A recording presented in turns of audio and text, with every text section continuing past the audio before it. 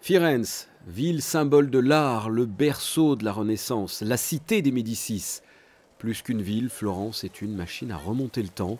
Entre le Ponte Vecchio, le Palazzo Pitti ou encore bien sûr le Dôme, c'est dans cet écrin florentin que s'est déroulé le voyage officiel du couple princier.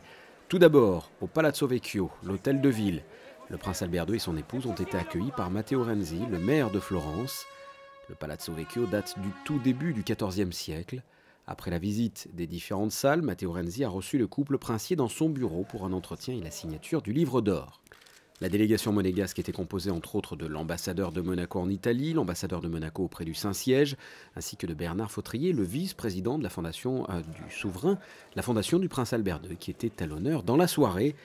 Direction le Palazzo Pitti, un palais-musée du XVe siècle. Toutes les personnalités florentines et au-delà se sont donné rendez-vous pour un gala de bienfaisance, de la noblesse au monde de l'industrie en passant par la finance et la culture. La deuxième édition du Bal du Lys, une soirée créée et organisée par le consul honoraire de Monaco à Florence. Les relations entre la principauté de Monaco et la ville de Florence datent d'il y a très longtemps. Le consulat de Florence est le plus vieux consulat de la principauté en Italie, il y a 350 ans de ça. J'ai trouvé que ce bal était l'occasion de renforcer, d'augmenter et de stimuler les relations que peuvent être celles de Florence et de la principauté de Monaco.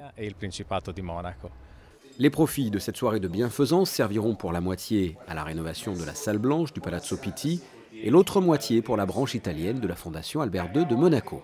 Ça devient de plus en plus important l'activité effectuée par la branche italienne, dont nous avons commencé à être assez opératifs à partir du mois de mars dernier, quand nous avons eu un événement de fundraising à Milan.